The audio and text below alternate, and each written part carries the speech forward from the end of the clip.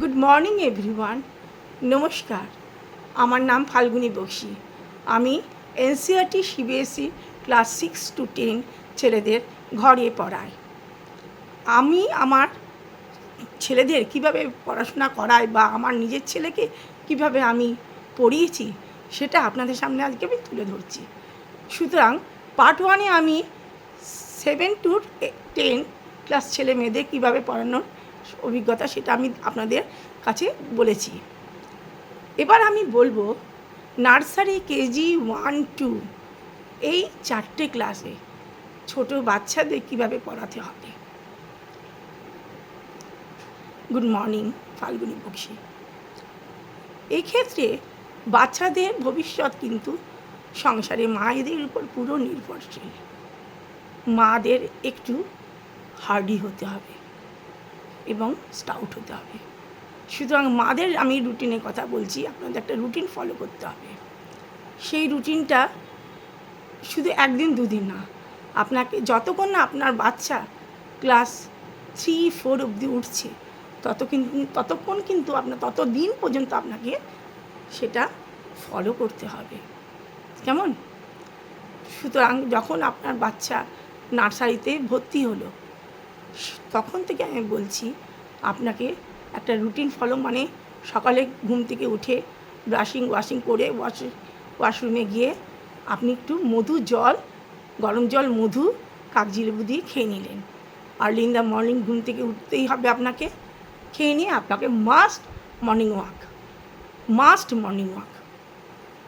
Morning walk করে এসে একটু প্রাণায়াম বা ব্যায়াম করে নিলেন, একটু বসে। এবার চা খেতে হবে। চা মানে সেটা কিন্তু আমি আপনাদের রিকমেন্ড করব গ্রিন টি, মাস্ট।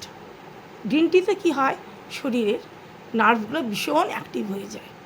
তাতে কী হবে, এবার আপনাকে বাচ্চাকে ওঠাতে হবে, স্বামীর খাবারের পরিস্থিতি প্রস্তুত করতে হবে, প্রিপারেশন চলবে, কেননা তারও অফিস আছে এবং ঘরে যদি শ্বশুর শাশুড়ি থাকে তাদেরও একটা ব্যাপার আছে, বা কাজের লোক থাকে তাদেরও দেখভালের ব্যাপার আছে।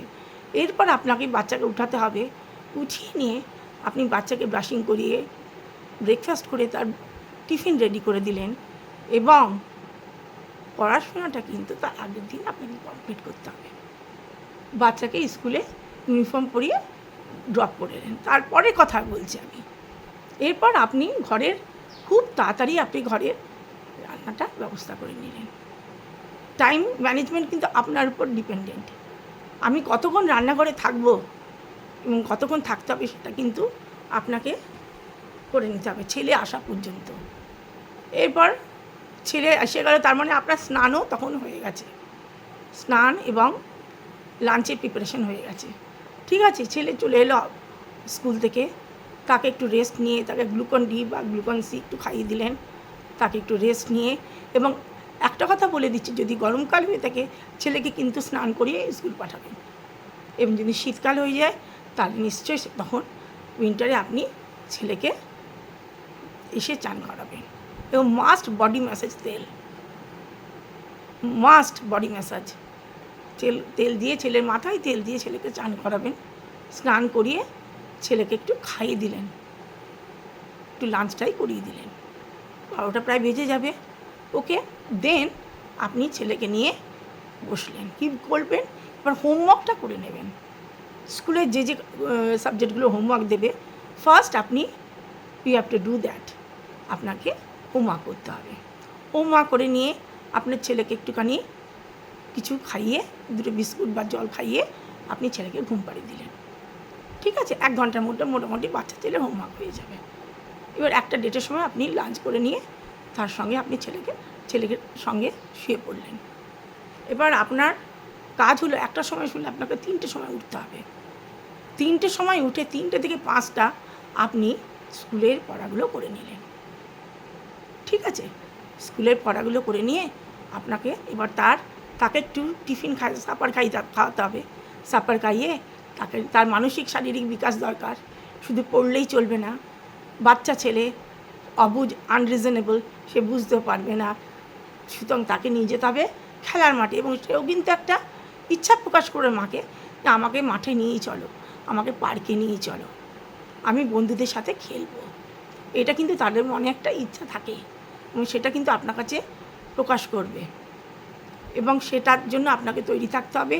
আপনাকে যেতে হবে পার্কে বা খেলার মাঠে। সেখানে আপনাদের নিশ্চয়ই একটা গ্রুপ সার্কেল তৈরি হয়ে যাবে এবং তারাও কিন্তু সুন্দর খেলে। আমি এটাও দেখেছি, আমার ছেলেকে নিয়ে আমি দেখেছি এবং তাতে কী হচ্ছে, তাদের বুদ্ধির বিকাশ এবং মানসিক বিকাশ, শারীরিক বিকাশ তৈরি হয়ে যায় এবং তখন ভীষণ অ্যাক্টিভ হয়ে যায়। অ্যাক্টিভ হওয়ার ফলে তারা ঘরে যখন আসে তারা কিন্তু বলবে মা পড়বো। বিকেলবেলাটা এরপরে আমি মাঠ থেকে আসার পর এরপর আমি রিস্ক রাখি না পড়ার, কেননা আমার হাজব্যান্ড অফিস থেকে ঢুকবে, এটা আপনার মনের মধ্যে চিন্তা থাকবে, বা গেস্ট আসতে পারে, তখন তো আপনাকে অ্যাটেন্ড করতেই হবে, তখন কিন্তু ছেলের পড়া করানো যাবে না। এটা কিন্তু আপনাকে মাথায় রাখতে হবে। শুধুমাত্র কোথাও হতে পারে, মার্কেট যেতে হতে পারে, কোনো জিনিস কিনতে যেতে হতে পারে, বা জরুরি কারো বাড়ি যেতে হতে পারে। সুতরাং অলরেডি আপনার ছেলের পড়া এবং ছেলের হোমওয়ার্ক কিন্তু করানো হয়ে গেছে, তাহলে আপনার কোনো টেনশন মাথায় থাকবে না।